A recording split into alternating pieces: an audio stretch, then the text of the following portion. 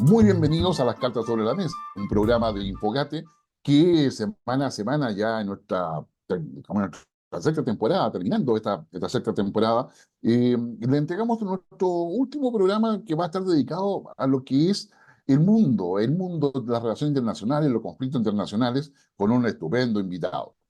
Y recuerde que Infogate que tiene su página web, infogate.cl, que la visite, que vea la noticia. Nosotros nos dedicamos al análisis, a una visión, si no objetiva, al menos que sea complementaria y que sea entregándole un valor agregado para que usted tenga temas de conversación, tenga una visión de lo que pasa en el mundo, a nivel nacional, a nivel regional, tenga, claro, los emprendimientos que hay también que son importantes para Infogate poder darlo a conocer, porque estamos en un momento de cambio importante en las plataformas productivas, en las relaciones políticas, en fin, hay tantos ejes que son relevantes. Nos puede seguir por Instagram, nos puede seguir por ex Twitter, nos puede seguir por Threads, nos puede seguir por YouTube, nos puede seguir por Facebook, y en cada una de ellas le pedimos que nos den like.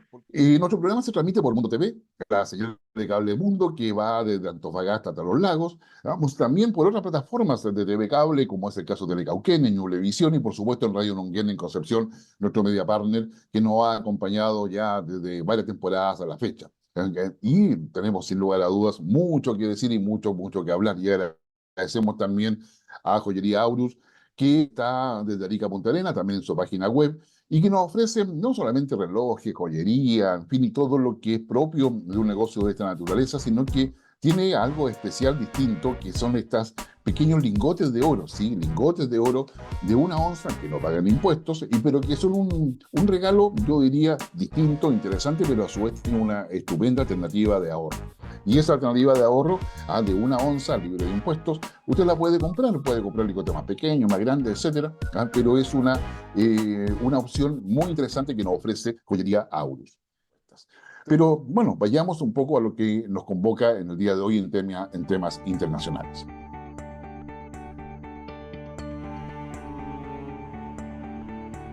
Efectivamente, una de las cosas que va a pasar en el año 2024 tiene que ver con todo lo que son las elecciones a nivel global. Son 76 elecciones que convocan a casi la mitad de la población mundial, prácticamente vamos, un poco más de 4.000 millones de personas que en 76 países, como les decía, van a estar concurriendo a votar. Obviamente hay elecciones más que otras.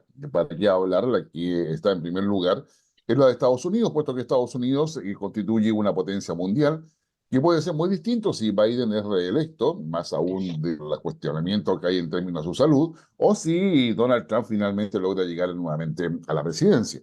Pero también hay elecciones en la India, donde el tema nacionalista no es Mm, menor.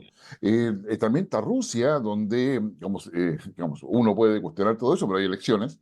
Ahí esas elecciones lo más probable es que van a llevar a Putin nuevamente a una nueva reelección, en un nuevo periodo. Y así podemos seguir. Ahí en Portugal hay una serie de países elecciones.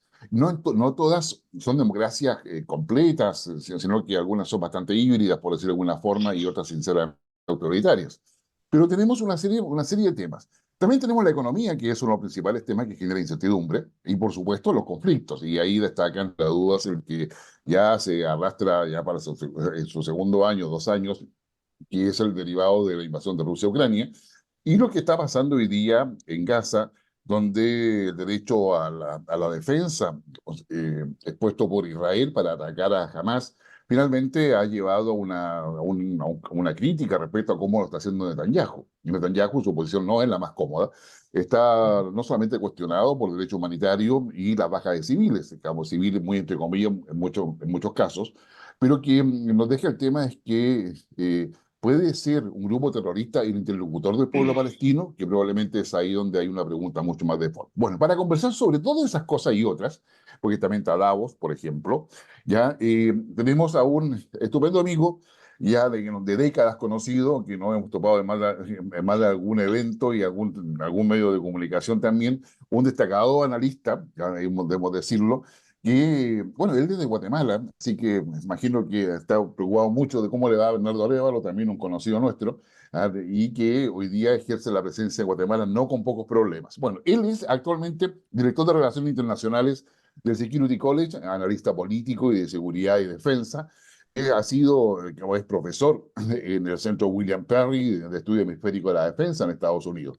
Guillermo Pacheco Gaitán, un agrado saludarte y poder verte y conversar contigo. Mi querido amigo, qué gusto saludarte desde Washington, D.C. Como tú muy bien dijiste, nacido en Guatemala, pero residente en Washington, D.C. ya hace varios años, ya década y un montón de años. Así que qué gusto saludar. Sí, exactamente, y no solamente he vivido ahí, también he estado en Colombia. Hay varias otras Mm. partes más donde nos hemos encontrado en periplos académicos, investigativos y de asesoría. Así que, mi querido amigo, ¿cómo está la cosa en Estados Unidos? Empecemos por ahí. Pero mira, yo pienso que en Estados Unidos 2024 es un año trascendental, digo, pensando en lo político, porque a la larga lo político va a determinar otros temas en los Estados Unidos. Se le ha dicho ya la madre de las elecciones, Ujú. pensando en que se sabe que en los republicanos 100% va a estar Donald Trump, pero en el caso de los demócratas sigue habiendo incertidumbre a pesar de lo que pasó en el caucus de New Hampshire este pasado martes, porque no estaba en ninguna papeleta Biden y ganó, que para mí era parte del proceso mismo de estrategia el no estar para que pudiera estar, viéndolo dicho Ujú. de esa manera, pero va a ser unas elecciones que van a marcar todo sentido, van a marcar las relaciones internacionales de los Estados Unidos, más allá de que gane Biden mismo otra vez, las relaciones de los Estados Unidos pueden cambiar también, el tema económico va también a cobrar una importancia como no lo había sido en los últimos años. El problema interno que se tiene respecto a la frontera sur ha sido un tema bastante grande que en este caso los medios no le han puesto la atención que le prestaron con Donald Trump, pero tiene también una marca indeleble y ese relacionamiento internacional de los Estados Unidos respecto a Ucrania, respecto a Israel y otros conflictos que van a marcarse este año para ver el futuro de los mismos. Entonces, Estados Unidos va a ser un año, en Estados Unidos va a ser un año donde van a haber muchas cosas, muchos temas y que, como tú muy bien lo dijiste, va a afectar más allá de los Estados Unidos, va a afectar otros países, otras regiones y determinará el caminar de muchos temas. No, efectivamente, o sea, yo intento pensar de que el Partido Republicano definitivamente queda atrapado por Donald Trump, y quizás la única forma que Donald Trump no llegue a la papeleta presidencial en noviembre es que la Corte Suprema Federal en Estados Unidos finalmente lo inhabilite, que sería, hasta donde yo entiendo, la única opción, ¿no? Exacto, es la única opción, pero ya hizo a un lado lo que el estado de Colorado hizo. Para mí, la Corte Suprema no lo va a inhabilitar, porque solo hay un tema que lo puede inhabilitar, que es sedición. Todos los ¿Mm? demás han sido civiles, en lo penal sí lo pudiera afectar, pero todo lo que le han hecho es el lado civil. Obviamente el sentir de la gente y por eso sube su intención de voto, sube en su captación de recursos para su campaña. Se entiende que es una persecución política de los demócratas, entonces eso lo hace que su intención de voto crezca en el correr de los tiempos. Ese es el problema que tienen también los republicanos. ¿Ya? Y los demócratas, ¿cómo llaman la atención? O sea, por una parte, Biden se ve cada vez más deteriorado desde el punto de vista de capacidades para poder ejercer la presidencia, por lo menos es la visión que uno tiene desde América Latina revisando los medios de comunicación. ¿Ah? ¿Y cuál sería una alternativa en el Partido Demócrata? Ese es lo dramático para los demócratas, mi querido amigo, que en realidad cuando tú miras incluso las papeletas para las primarias demócratas, no hay nadie conocido. Yo digo, creo que pusieron a uno, Dean Phillips, el que está en segundo lugar, que ya por los resultados de New Hampshire ya dejó entrever que se iba a retirar. Ese es el problema, pero eh, un rumor, por decirlo así, es que pudieran tener un candidato bajo la mesa, porque como tú mencionaste, el problema no solo para afuera, sino aquí, es un ya decaído Biden. Obviamente se entiende también en los pasillos que no es el que está tomando las decisiones en cuanto a algún tiempo, sino es en sí la figura. Pero los demócratas saben que su candidato, en lugar de hacerlos ganar como hace 4 años, en este tiempo es un bagaje negativo el que van a tener que llevar para el 5 de noviembre si es que no sucede otra cosa rara en cuanto a que aparezca un candidato para ser a un lado a Joe Biden. ¿Sí? ¿Qué tanto influye la dupla Clinton-Obama, que se ha visto, digamos, unida trabajando, no sé, desplegándose, mejor dicho, más que trabajando, digamos, en términos de no dar un apoyo explícito a Biden, que no lo han hecho digamos, en términos, pero parecen como moviendo muchas relaciones internacionales e internamente también para poder capturar las donaciones o los recursos financieros para sostener campaña. Mira, yo sí creo que ellos tienen una relación directa, incluso directa de toma de decisiones. Me parece más Obama que los Clinton, pero en el caso de los Clinton, Hillary más que Bill Clinton, una incidencia directa en el gobierno de Joe Biden, porque al final de cuentas alguien tiene que tomar las decisiones y evidentemente Biden muchas de las decisiones no las está tomando. Kamala es un cero a la izquierda que ha sido un chasco. También esa es otra parte de bagaje negativo para las elecciones de los demócratas, porque se pensó hace 4 años que ella podía ser en este momento alguien que le diera un soporte positivo, pero ha sido todo lo contrario. Entonces, evidentemente, Hillary Clinton y Obama más directamente han sido los que toman muchas decisiones y están detrás, como tú lo mencionaste, ¿Mm? del soporte y en su momento los vamos a ver en la campaña más protagónicos, no tengo la menor duda. Ok. Oye, Guillermo, ¿cuáles son los principales efectos respecto a las guerras actuales? Europa y América Latina, para no, digamos, bueno, y China probablemente también habría que agregarlo, si triunfa Trump. ¿Cuáles son los cambios o qué es lo que se esperaría al de Estados Unidos en términos de lo que ya conocemos de Trump? Porque estamos hablando de actores conocidos que han dicho todo lo que piensan y que más o menos mantienen la línea, tanto en el caso de Biden como en el caso de Trump. Mira, yo pienso que en el caso de Trump nos llevaríamos una sorpresa. ¿Por qué te lo digo? Hay que recordar que Donald Trump, este serían sus segundos 4 años, y se sabe que aquí los analistas también lo entienden, que los presidentes que van a la reelección saben que en sus primeros 4 años no hacen las movidas que quieren hacer respecto a los segundos 4 años, y uno lo mira en la historia de aquellos que han sido reelectos Mm. Reagan, Bush, Obama en los últimos tres. Entonces me parece que los 4 años de Donald Trump sería diferente. No variaría en algunas cosas. Él lo ha mencionado respecto a que él dice 24 horas después de yo en la Casa Blanca, se acaba el conflicto de Ucrania. Evidentemente el apoyo para Israel sería con más fuerza que el que Biden puede hacer.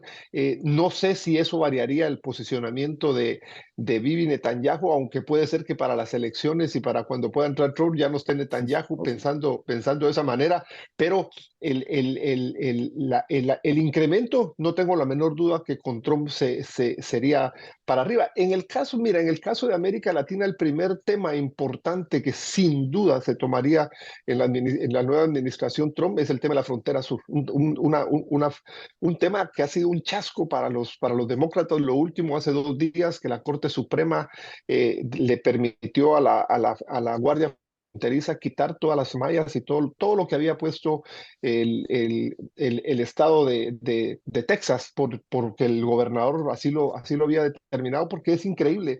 Se calcula 10,000 personas por día a través de la frontera. Entonces ha sido sobrepasado el tema. Aquí en los Estados Unidos hay ciudades que están verdaderamente en caos, porque lo que hacen los gobernadores fronterizos es que los agarran y se los mandan a las ciudades donde están los gobernadores demócratas, como una protesta, por decirlo. Creo yo van a ser tres temas. Evidentemente, uno de los puntales de esa relación hacia América Latina, no tengo también la menor duda que puede ser Javier Milei.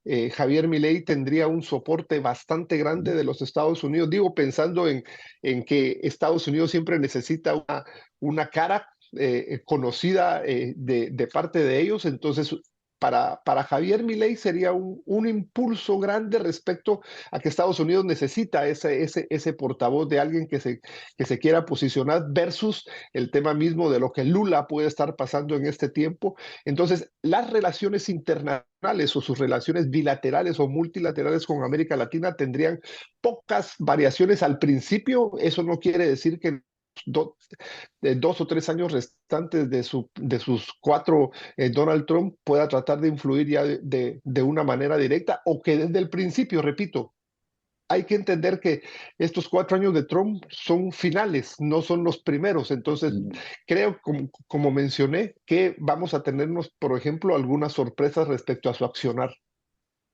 Y respecto a Europa, porque la Unión Europea, si bien es cierto, digamos, tiene, bueno, también enfrenta elecciones este año, dicho sea de paso, y hay todo un Mm, tema con el surgimiento de las posiciones ultraderecha. Hay todo un tema con respecto a Rusia, digamos, digamos, si bien es cierto está la OTAN, la mm. OTAN que ahora digamos, está incorporando definitivamente a Suecia, ya el Parlamento turco definitivamente dio Lucas, Erdogan cobró la factura bastante fuerte, ya ahora falta solamente Hungría, que no le queda mucha opción más que aprobarle que llegue a OTAN. Pero también se nota que en la Unión Europea hay, en todo lo que son los análisis que se realizan, eh, a ver, yo diría una suerte de, si no cuestionamiento, al menos la necesidad de una reflexión más Mm, profunda respecto a qué tipo de relación hay con Estados Unidos. Y Estados Unidos, en la práctica, digamos, ha tomado como socio principal al Reino Unido. Y es Reino Unido el que ha ido al Mar Rojo a ayudar a combatir a los hutíes, es el Reino ujú, Unido el que ha mandado, digamos, naves para ver el tema de Guyana, es el Reino mm. Unido que protege los intereses de Estados Unidos por acá, por la Antártica. Entonces, ¿cómo se ve esta relación entre la Unión Europea y Estados Unidos? Porque varios países de la Unión Europea dicen que es necesaria la relación con Rusia. Entonces, como que no se puede pretender ganar esa guerra. Mira, yo creo que la relación con Europa, para mí, con Trump tendría algunos matices como la anterior. Por eso creo que hay de parte de los países, de los analistas, de los mismos políticos, una como aversión a que Donald Trump pueda asumir porque ellos quieren seguir esa misma línea, entendiendo, como tú mencionaste, es este proceso de ampliación de la OTAN en el conflicto con Rusia. En el caso de Donald Trump, él pondría un énfasis a cortarlo, a pararlo, a que ese proceso pare, que eso lo que significaría que ha sido un aire para, por ejemplo, la OTAN, el hecho mismo de tener ese conflicto durante los últimos 2 años. Vamos a tener 2 años o 3, ya creo que es un conflicto que se ha alargado, uno creería que desgastado A a Rusia. Occidente a partir de Europa, pero en realidad ha sido un conflicto que ya se quedó como un status quo, y lo que quisiera Donald Trump es pararlo inmediatamente, que eso no le conviene al proceso que iniciaron respecto a la OTAN, porque en medio de eso también tenemos que entender que hay intereses, y los intereses de las industrias de la defensa está implícito, y lo podemos ver también en este proceso último que hubo con el secretario de la Defensa. No sé si supiste el tema mismo Sí. de Lloyd Austin respecto a su enfermedad, Así y es. ahí esto está relacionado con quién toma las decisiones. ¿Por qué? Porque él termina yéndose en la segunda ida al hospital un día lunes, y el presidente Biden lo sabe hasta un día viernes, entendiendo que es el secretario de la Defensa. Y cuando uno mira el esquema mismo de su gente cercana en tema de seguridad, de seguridad y defensa, son todos relacionados con grandes consultorías de industrias de defensas, incluyendo el secretario de Defensa. Entonces, esa sería una lógica de relacionamiento de Donald Trump con Europa, como no es que lo que vaya a hacer es debilitarlo, pero sí que pueda tomar otra lógica para que la influencia que pedían bueno, no solo los republicanos, sino Obama en algún momento también la insinuó, es que el papel mismo de los europeos sea asumir sus responsabilidades de una mayor consecuencia. Y como tú muy bien dijiste, una base principal es Gran Bretaña. Recordemos que Gran Bretaña tiene elecciones, no está nada bien parado el primer ministro actual, y también podemos ver cómo puede ser esa relación, aunque por lógica el relacionamiento de Gran Bretaña con Estados Unidos camina, a pesar de que puedan haber conservadores, laboristas, demócratas, republicanos. Entonces, por eso es, creo, la apatía, si me permites usar la palabra, europea, a que vuelva Trump nuevamente, porque eso redibujaría ese relacionamiento internacional multilateral respecto a lo que se ha logrado con Biden, y que les permitiría 4 años nuevamente de seguir en ese posicionamiento con Biden. Sí, para lo que nos están escuchando, digamos, lo que estaba conversando Guillermo Pacheco, yendo de atrás para adelante, de adelante para atrás, lo primero es Mm, el tema de lo que significa las elecciones en Gran Bretaña que estarían para el mes de diciembre.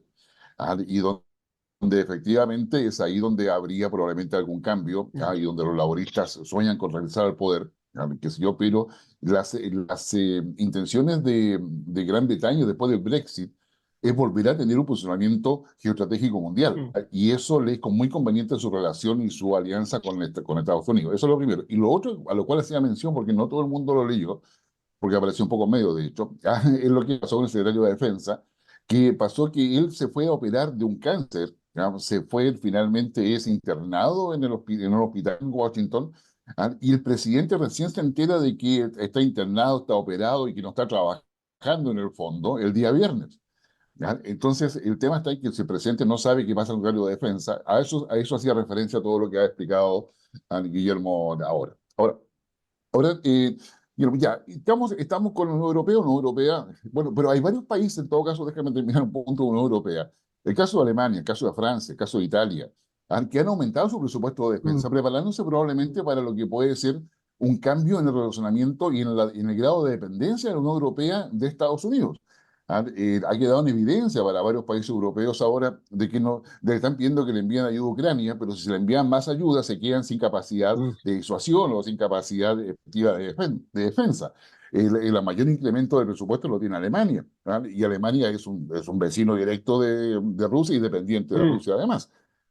Entonces, yo diría que ahí yo creo que se espera movimientos. Y con esos movimientos, ¿cómo se ve China en todo esto? Mira, yo pienso que uno de los actores que está jugando gran posicionamiento sin estar involucrado ni en el tema Rusia-Ucrania ni en el tema Israel también, porque el tema ahí en el Oriente Medio, esa geopolítica en el Oriente Medio es muy importante. Digo, protagónico respecto a estar involucrado. Sabemos de que muchos de los intereses de China se están jugando en medio de esto, por eso en el mismo proceso de estos casi 2 años de Rusia a Ucrania, su relación ha sido una relación, pues pareciera que más directa con Putin, un poco más directa bajo la mesa, pero que es una relación directa porque al final a la misma Rusia no le conviene quedar, digo, pensándolo en ese posicionamiento mundial de poder ser la potencia que anhela ser China, no le, no le conviene quedarse sola fuera con Rusia, que es a la larga lo que se dice en cuanto a este análisis que hizo Rand Corporation aquí en el 2019 respecto a poder desgastar a Rusia y quedarse con China porque no aguantaba este proceso, estar versus Rusia y versus China, que lo evidenció la estrategia misma de seguridad nacional de los Estados Unidos y todos los documentos que salieron relacionados con defensa seguridad posterior, de que sus dos enemigos directos eran Rusia y China. Entonces era más fácil desgastar a Rusia, quedarse con China directamente, y a China, repito, le interesa el mantenimiento de este juego, aunque no le interesa que Rusia pueda ser desgastada totalmente, porque sabe que eso le significa a Estados Unidos estar también preocupada por otra más. Así también el hecho, como tú mencionaste, del tema del el desgaste mismo que están teniendo los países europeos y los que están involucrados con Ucrania, que es evidente que el problema que surgió con Israel jamás quita también un poco, no solo la tensión, sino el envío de armas, y se entendía que cuando surge este tema de Israel, el hecho que no concluya rápidamente desvía también una tensión, y no solo atención, sino envío de caso de Estados Unidos, sobre todo armas. Era evidente que Zelensky iba a tener esa preocupación que empezó a evidenciar en los últimos días del 2023. Estamos con problemas porque no estamos recibiendo primero lo que y lo que necesitamos. Entonces, es cierto que la tregua invernal que tiene siempre los conflictos en esa área por lo inclemente del invierno, le permitirá a ambos, Rusia y Ucrania, poder determinar este proceso en respecto a las ayudas. Sí, porque al final, aún cuando el incremento que tuvieron los países, no solo nuevos que llegaron a la OTAN, sino como tú mencionaste, Alemania, Francia lo está haciendo, y no digamos Gran Bretaña también. Bueno, Polonia no la podemos olvidar respecto Sí. al incremento que tuvo también en gastos de defensa. Es evidente que una parte pueden ayudar, pero ellos tienen, y en base a los conflictos que hay, ellos quieren mantener o aumentar su poder de disuasión por lo que pueda pasar, y más aún por la incertidumbre que pueden tener respecto a las elecciones de Estados Unidos. Entonces, es sin lugar a dudas lo qué va a pasar 2025 si es que siguen los conflictos en Israel y en sobre todo Rusia-Ucrania. El, el protagonismo que los Estados Unidos puede tener con Trump o con Biden va a ser clave en que estos conflictos, no solo para los países, sino para los estados mismos, sean determinantes, y que China, no sé cuál puede ser al final su posición respecto a cómo puede meter su mano, si le interesa o no la consecución de los conflictos mismos, pero el protagonismo chino, desde mi punto de vista, no va a cambiar respecto a su, a su, ¿cómo te dijera? A su rol de estar en posicionamiento, eh, es que me falta una palabra, en posicionamiento abierto, ¿Ya? por decirlo así, en lo que me sale otra, respecto a lo que ha venido en los últimos años. Sí, yo creo que Chile es un observador participante, o sea, está observando todo y Sí. participa cuando le conviene, digamos, no, no.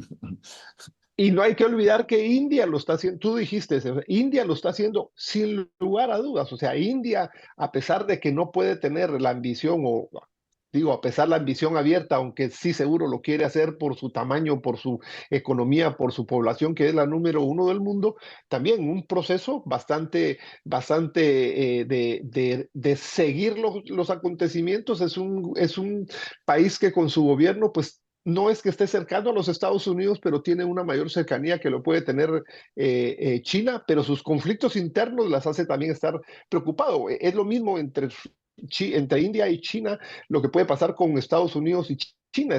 China casi no es que no se preocupe por lo interno, pero su régimen y su manera de actuar hacia adentro le permite como tener cierta tranquilidad interna, cosa que no lo tiene ni Estados Unidos ni la India, mucho menos Rusia, respecto a las elecciones que van a tener, aunque se sabe estos procesos. Entonces es interesante seguir a estos cuatro grandes durante el 2024: Estados Unidos, Rusia, China y la India, para ver cómo se generan estos movimientos para posicionarse, cosa que no va a cambiar posicionamientos chinos y estadounidenses respecto a la situación que ellos tienen ahora. Ya. A ver, quiero que nos vayamos a Medio Oriente, pero te quiero invitar que vayamos desde la estratosfera hacia la Tierra. Digamos, a ver, digamos, yo creo que un marco de referencia importante para entender lo de Medio Oriente son los acuerdos de Abraham o Abraham, digamos, que surgen con Donald Trump y que finalmente se ven cortados cuando Hamas el 7 de octubre, digamos, hace el ataque contra Israel. Pero detrás de esos acuerdos de Abraham hay una alianza que está entre Estados Unidos, Israel e India para poder establecer no solamente, digamos, una ruta que pretendía competir con la ruta de la seda, pero también tener Mm, una ruta de energética hacia Europa y asegurar todo eso. Mientras que la ruta de la seda, que hace que China sirva de mediador y para que establezcan relaciones diplomáticas Irán y Arabia Saudita, o sea, el mundo chiita con el sunita, cosa que era impensable. Y el 7 de octubre llega cuando Israel se iba a meter a todo eso. Entonces da la impresión de que esta lógica entre China, Irán y Rusia, que están ahí potente, y alguna Arabia Saudita que es participante mm. digamos, de una forma u otra, con Emiratos Árabes Unidos, además. Y por la otra está justamente lo que Estados Unidos quiere con India, lo cual hace muy complejo, ya es difícil entenderlo para nosotros que nos dedicamos a esto. Yo imagino para una persona que no está acostumbrada a ver esos mapas. Que si yo creo que lo que va a ser el futuro del 2024, 2030, probablemente se va a definir ahí en Medio Oriente, porque en el fondo son proyectos geoestratégicos, geoeconómicos. La ruta de la seda de China. Tenemos ya un problema concreto ahí, digamos, alrededor de Cachemira, en la frontera entre China, Pakistán, Afganistán e India. Entonces, yo creo que hay un tema. ¿Cómo ves toda esa situación? Porque, bueno, y termino para darle más complicación a todo esto, tú decías en algún minuto, no sabemos si Netanyahu va a estar presente para la elección de Estados Unidos, porque efectivamente Netanyahu está siendo bastante cuestionado por diversas razones, no solamente por el manejo de la guerra, sino que por la coalición interna o los pesos específicos de equilibrio que hay en Israel. Mira, es interesante lo que tú dices porque en los últimos tiempos, quiera que no, el tema Rusia-Ucrania ha marcado la atención, pero cuando sale esto a evidencia, no quiere decir que era lo que hay que preocuparnos porque ya venía antes y lo que tú marcaste respecto a los conflictos en Oriente Medio, sin lugar a dudas, el eje geopolítico más importante deja de ser Rusia-Ucrania para ponerse en el Oriente Medio, por lo que se juega en esto respecto a lo que puede suceder, quiera que no, el relacionamiento con los países árabes, musulmanes, es determinante también porque se generan, como tú mencionas, el paso de la seda, otra serie de intereses mismos ahí estamos hablando de no grandes potencias, pero sí determinantes, sobre todo más cercana a India, pero quiera que no el interés mismo de la China. Entonces el posicionamiento de Israel es un posicionamiento que desde su función mismo, y yo que puedo ver, te podría hablar desde otra perspectiva profética Ujú. respecto a ese pueblo, qué es lo que puede pasar, pero sí es determinante el entender, y yo apostaría, si me permites hacerlo, no siendo profeta ni mago, creer que Bibi Netanyahu no va a estar para fin de año. O sea, para mí, porque entendamos que al final lo que pasó el 7 de octubre vino a sumarse a lo que él venía arrastrando. Fue como un salvavidas temporal todos los problemas internos. Nunca antes la sociedad israelí había estado tan dividida, o sea, Bibi no la había llevado a ese proceso tan dividida, que lo que hizo la guerra fue olvidarse un poco de esos procesos, pero quiera que no, el señalamiento a Netanyahu es cómo con toda la tecnología y con el preparamiento que ha tenido Israel pudo entrar jamás como entró. Es cierto, aun cuando uno piense que tuvo ayuda de Irán o de otros, el hecho mismo, su señalamiento al interno que tiene y en los sectores de dirigencia de las distintas versiones políticas en Israel, para mí le va a cobrar una factura. Estados Unidos mismos tiene la certeza que lo mejor para este proceso es que Bibi y Netanyahu no sigan el proceso. Lo ha dejado de ver en algunas declaraciones Ujú. Blinken, el mismo Biden todavía un poquitito más suaves, pero entonces es determinante este problema de Israel jamás, porque eso mueve a los otros países. Vemos las reacciones mismas de Irán, vemos la relación misma de Líbano, de Siria, Egipto abajo. Entonces, a nadie le interesa que pueda haber un escalamiento del conflicto en Oriente Medio si le sumas a eso un poquitito más lejano, pero que también es también el tema mismo de la India. Entonces, quiera que no, el interés más para Trump que para Biden va a ser tener un relacionamiento cercano yo sé que de los demócratas sería sacar rápidamente a Bibi Netanyahu y poder también ayudar a tener una influencia de tranquilidad al interno de Israel para lograr establecer qué es lo que se puede hacer en base a estos señalamientos que tiene por su tema Gaza, o que también Trump lo pueda entender de esa manera, y si aún Netanyahu sigue en el momento de que él gane y pueda tomar posesión el 20 de enero del 2025, pues jugar también un papel para que se genere un apaciguamiento, primero al interno de Israel, segundo en el relacionamiento. No sé qué puede pasar con el tema de Gaza cuando no bajen ese ímpetu que tienen de revancha, venganza, no sé cómo poder llamarlo en la reacción que tuvo Israel, pero es determinante. O sea, para mí ese eje geoestratégico, geopolítico de Oriente Medio, 2024 va a ser determinante en muchos relacionamientos que se va a tener la OTAN mismo respecto a sus relaciones con Rusia, Ucrania, pero tienen que ponerle atención a ese eje, no digamos Estados Unidos, India por la cercanía, y China por este paso que tiene, sobre todo en su relacionamiento con África. Recordemos la influencia grande y que lo va a seguir subiendo China en África. Y agreguemos el tema de Yemen también, el tema de Yemen, que no va a ser nada pequeño en esa área, porque Yemen es como un quiste o como un cáncer en medio de sus hermanos árabes musulmanes que tiene alrededor. Entonces, 2024 es un año donde ahí, en ese eje geopolítico, vamos los que nos dedicamos a hacer análisis de eso, vamos a estar teniéndolos muy cercanos en la evolución que van teniendo, siguiendo de cerca la influencia que pueden tener las elecciones de países que juegan un papel importante en su relacionamiento con ellos.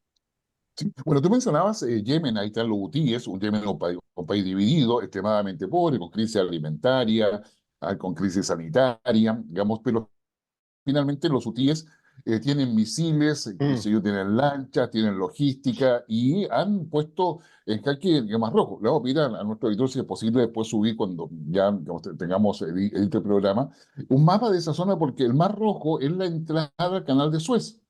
Por el canal de Suez pasa el 12% del transporte marítimo internacional, ¿ya? Entonces, el Mar Rojo es muy importante y es ahí donde está concentrado. Ahora, ¿tú crees posible de que esto se traslade? Porque en África yo diría, plagado de grupos terroristas islámicos, yihadistas, qué sé yo, que se traslade al estrecho de Hormuz, donde Mm. finalmente ahí está el 21% del transporte marítimo internacional, ya, que sería probablemente la jugada más esperable de parte de lo que espera Hamas, por una parte, en términos de solidaridad de otros grupos terroristas, que incluso da el caso de que hay grupos terroristas que son distintos, pero los une el hecho de estar contra Estados Unidos. Entonces, ¿qué eso puede ser factible? Mira, yo no lo veo para nada fuera de lo de que no sea, y evidentemente, como tú dices, los apoyos que jamás necesita contra Occidente, porque al final tenemos que entender que la lucha de estos grupos no es solamente contra Israel, sino que es contra Occidente mismo. No tengo también la menor duda de que la estrategia que están jugando Estados Unidos, Gran Bretaña, para China mismo, el hecho de que sus líneas de transportación también sean afectadas, es un interés que tiene China. No tengo la menor duda que ellos están preparándose para lo que pueda pasar en el estrecho de Hormuz. Entonces, eh, eh, la reacción misma de estos grupos extremistas, que puede decir, si tú más el 2, el 32, y ya con lo que pasó en las primeras acciones de Yemen, respecto a eso, se tuvo una influencia tremenda en el comercio internacional. Entonces, el interés de los grandes países de no poder, ¿cómo te decía? De no poder no generar la reacción que tienen que tener en esos lugares, va a hacer que tengan los ojos muy abiertos, que estén generando ya para mí estrategias respecto a lo que puede pasar, calmar la situación con Yemen. Y sin lugar a dudas, los grupos extremistas buscarán cualquier motivo. No tengo la menor duda. Este 2024 para mí también creo yo que por lo que empezó con Hamas, veremos una escalada de los grupos extremistas terroristas, porque no va a haber, aún cuando pueda calmarse un poco la situación de Israel en Gaza, no quiere decir que eso le exonere, de su relacionamiento con Hamas, aunque la actitud sea y el acción, y eso mueva el accionar, hay que desaparecer a Hamas, así como Hamas dice hay que desaparecer a los sionistas. No creo que suceda así tan Ujú. rápidamente.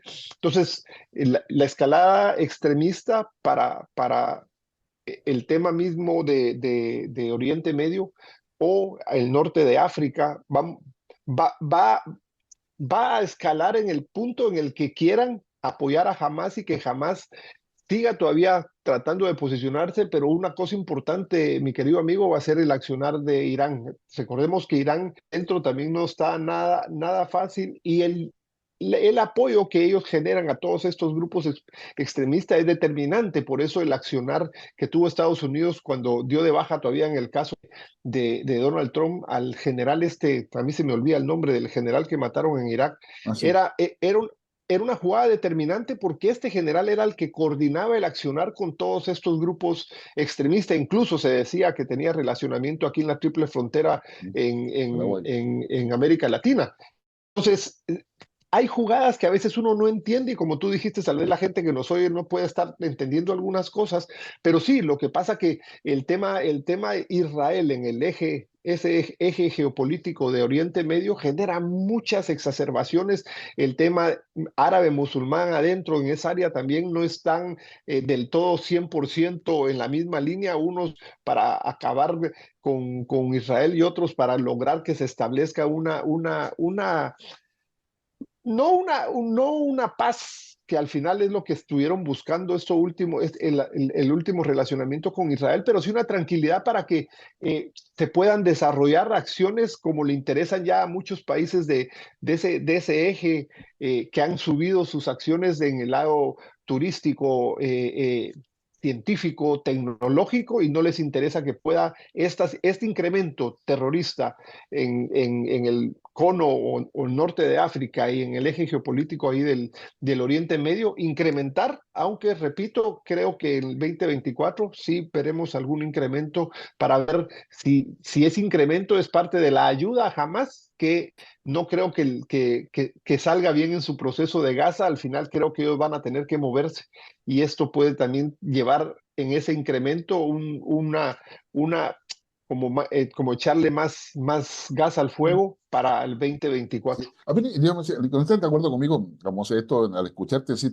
una cosa que me llama la atención a mí es de Hamas, particularmente asumiendo que es un grupo terrorista, el terrorismo ha dado un salto cualitativo importante porque finalmente Hamas ataca a Israel y lo hace por tierra, mar y aire. Es decir, se Mm. comporta no como un grupo terrorista, sino como un ejército. Es decir, con características propias de una fuerza armada ya en forma. Y cuando vamos a ver lo que están haciendo los hutíes y el manejo que están haciendo y la forma de atacar, ya no estamos hablando de ataques terroristas, que si yo, que la persona que lleva con las bombas, o un ataque focalizado, como fue la Torre Gemela en su minuto, por ejemplo, o que atacan yo sé, un edificio o más personas. No, acá estamos viendo, yo diría, un salto cualitativo del terrorismo, que yo creo que eso a nivel de análisis, bueno, preocupa muchísimo porque esas formas se van a ir, que se ir incrementando. Es decir, ya estamos hablando un perfeccionamiento de lo que fue ISIS, un minuto en Mm. todo lo que es Siria. Ahora ISIS tiene pues, centro de entrenamiento justamente en Afganistán. Entonces, lo cual era imposible pensarlo, ¿ya? Pero finalmente están trabajando. Yo creo que el terrorismo, creo yo, de ahí te encuentro toda razón, digamos, va a ser protagonista, pero de una forma distinta Mm. como lo conocíamos, o lo conocíamos hasta ahora, digamos, el siglo XX. Y dicho eso, me voy a preguntar, tú hablaste de Occidente. Digamos, eso que las personas que nos escuchan y que han seguido todos estos debates por décadas, le hace pensar inmediatamente en Samuel Huntington, es decir, el choque de civilizaciones. Ya, como que si tenemos al mundo árabe, al mundo musulmán, Mm. básicamente, contra el Occidente. Pero también tenemos a una Rusia con Putin, digamos, defendiendo su identidad, China por lo propio e India por lo propio. ¿Serían como las civilizaciones que se estarían enfrentando ahora? Uf, o sea, es- eso nos daría para un programa especial solo. Sí, digo, sin digo, duda. digo pensando esto porque empiezo por el tema del incremento de estos grupos. Recuerda, mi querido amigo, que el tema del 9/11 en los Estados Unidos fue un acto asimétrico. y lo que seguiremos viendo en todos estos procesos es la asimetría. Mira el tema del 7 de octubre, o sea, fue una asimetría total pensando que no es un Estado, es un grupo terrorista y logró hacer cosas que pudiera creerse que es un Estado. Más allá de que se compruebe el apoyo mismo de Irán en inteligencia para saber dónde entrar, qué hacer, a quién atacar, pero al final, como tú dices, se dio y se seguirá viendo estos hechos y lo que nos permite entender es el choque de culturas. Al final de cuentas, el choque de culturas lo que nos lleva a entender es que la guerra no la vemos como todos de la misma manera, es igual que la democracia. En ¿Mm? este año es trascendental en el tema democrático. El problema es que la democracia, los ojos que se tienen de la democracia es totalmente diferente y es lo que ha llevado al chasco el tema de Libia, el tema de Irak, el tema de Afganistán. Entonces, ¿qué hacer del lado de Occidente versus esa posible conflicto con otros, no, es que no sé si llamarle imperios, pero otras maneras de ver el mundo y que vienen tratando de posicionarse, que al mismo tiempo eso puede ser usado por ellos mismos, digo, por las grandes potencias, y se dice, por ejemplo, que a uno de los que le interesaba el probable efecto de lo que jamás iba a hacer era Rusia, por lo que pasa que baja el apoyo para Ucrania, puede haber un ¿Mm? posicionamiento para Rusia. O sea, en la guerra y el amor dicen, te vale cualquier cosa. Y lo que hemos visto evidentemente desde el 9-11, antes ya venía la lógica misma de la guerra asimétrica o quinta generación, o yo no sé cómo los ¿Mm? analistas quieran hablarle mejor, pero sí sí empezamos a ver una asimetría que, como tú dices, irá en creciendo el hecho mismo de ver los, los de, los dejaron hacer lo que lograron con las limitaciones que pueden tener versus un país que no es tan grande, pero sí tiene un posicionamiento tecnológico, que ese es, creo yo, lo que más le duele a los israelíes versus cómo lo hizo Hamas, es que con su domo de hierro y todos estos avances tecnológicos que tenía, pudieron entrar como en su casa, cosa que hace que en este conflicto respecto a las visiones del mundo, entendamos que la mayor tecnología no te va a librar de lo que te puedan hacer aquellos que lo que quieren es un posicionamiento o una reivindicación nacionalista. Puede ser que se generen todas estas reacciones y todos estos conflictos. ¿Ya? Ahora, ya, dejemos un poco de lado, digamos, el mundo y vamos bajando hacia América Latina. Digamos, brevemente, ¿qué te parece lo que pasa en Ecuador? Bernardo Arévalo, a quien conocemos, finalmente, digamos, llega a la presidencia, ¿ya? Pero no exento de conflicto. ¿Qué pasa en Guatemala y en Centroamérica? Porque tenemos Nicaragua, tenemos Honduras, Panamá que va a elecciones también, que sé yo, en fin, como, digamos, El Salvador, para El qué hablar. Salvador va a elecciones, El Salvador va a elecciones, unas Exacto, elecciones exacto. que sabemos que están marcadas por la reelección bueno, no es una reelección, pero sí es una reelección de Bukele. Para mí Bukele lo ha sabido hacer muy bien, más allá de cualquier señalamiento que pueda haber, lo internacional no puede ir contra el 92% de aceptación que tenga al interno y al externo el presidente Bukele. Contra eso lo podemos ver en la reacción misma de la OEA y Naciones Unidas en su comparación con Guatemala. Para mí, en la reacción con Guatemala, no estoy en contra de Bernardo Arévalo, no estoy en contra de esto, pero sí no deja uno de ver un posicionamiento invasivo, abusivo el que tuvieron Estados Unidos y organismos y otros países y las organizaciones internacionales de entrar a un país e ir en contra de las leyes mismos. Puede ser que haya lo que le llamaron pacto de corruptos, lo que sea, pero una cosa es que el país lo pueda tener y otra cosa es que los países puedan entrar como quieren entrar, y eso hace la diferencia de la conflictividad que tiene Guatemala respecto a que no hay gobernanza en este momento, y uno de los grandes desafíos que tiene Bernardo es poder lograr primero gobernabilidad al interno de su gobierno para dar respuestas a los ciudadanos y subir después a una gobernanza que incluya a otros sectores, pero su preocupación ahorita es la gobernabilidad, cosa que es diferente al problema que vemos en Ecuador. O sea, Ecuador, la conflictividad que se genera respecto al posicionamiento del crimen organizado, que es un posicionamiento horizontal, no sé si vertical, horizontal, pero al fin es un posicionamiento de México hasta la Argentina, un posicionamiento del crimen organizado transnacional, más allá que los carteles mexicanos, que sea la influencia de de otras carteles, de otras mafias, como les quieras llamar, pero sí, la evidencia que tiene Ecuador. Recordemos que Noboa solo tiene año y medio de gobierno, entonces, ¿qué es lo que puede pasar?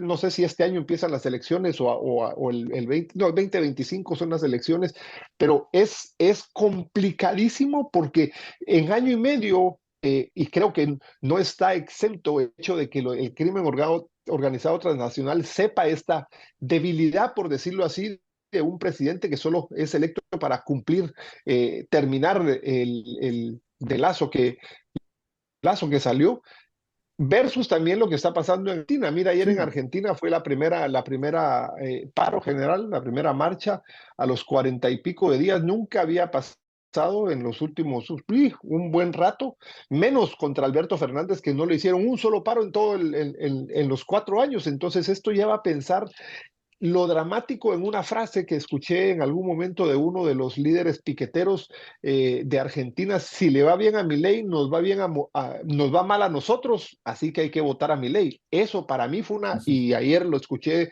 en alguna situación en la marcha, si a Milei le va bien, nos va mal a nosotros, hay que votar a Milei. Oiga, si a Milei le va bien, quiere decir que es al país que le va bien. Entonces, creo que Argentina se va a jugar bastante en estos primeros meses, porque si hay un posicionamiento de Milei, para mí va a controlar bastante la situación, y creo que Estados Unidos, como lo mencioné anteriormente, Estados Unidos está deseoso, más los republicanos que los demócratas, que a Milei le vaya bien. O sea, si a Milei le va bien, es ese enlace, ese aliado que puede necesitar en América Latina. ¿Recuerda cuando vemos el escenario? Bueno, ahora lo tienen también en Ecuador, por la misma necesidad ha tenido qué bueno que haya aceptado a los Estados Unidos, y que no China o Irán haya jugado un papel más rápido para apoyar la inseguridad en, en, en Ecuador. Y termino con esto: las elecciones en México van a ser determinantes. Recuerda, sí. las elecciones en México, te dice que al final es una mujer, o es una mujer, porque las que van a llegar al final, eh, peleándose duro, son dos mujeres del PAN y del partido Morena. Es una relación que determina un relacionamiento con la mayor potencia, pero que determina de ahí para abajo también, y que es lo que en mi entender y análisis no lo entiende México, o no sé si al presidente actual AMLO no le conviene entenderlo, no le conviene que, siendo el posicionamiento geopolítico, geoestratégico que tiene México de la frontera con Estados Unidos y Canadá, puede tener otro accionar a lo interno y a lo externo, pero hemos visto que no lo puede hacer. Entonces va a jugar la elección en México un papel importante en el relacionamiento que se pueda tener de Estados Unidos hacia América Latina, y de lo que puede pasar en América Latina.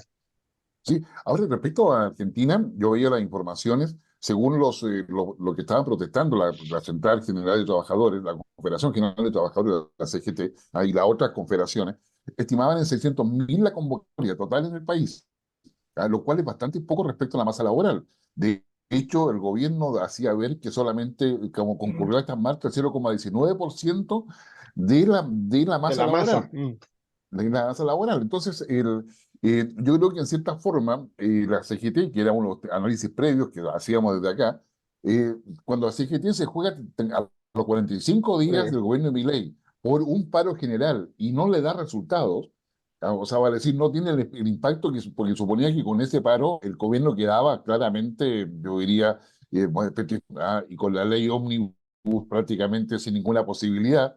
Pero ahora, desde el punto de vista del efecto político, el paro fracasó. Le presiona al gobierno, sí, pero le deja espacio de negociación con la oposición y con los propios trabajadores, definitivamente. Recuerda que en la jugada misma de ayer, la gran parte de la ley omnibus, como le llaman, o la propuesta del gobierno Milei en el Congreso, fue aprobada. O sea, Así. eso creo que le daba también, como tú dices, una, era un posicionamiento y de la CGT, de todos estos grupos en contra del gobierno Milei versus el mismo gobierno. Por eso le interesaba poder tener primero esta respuesta del Congreso.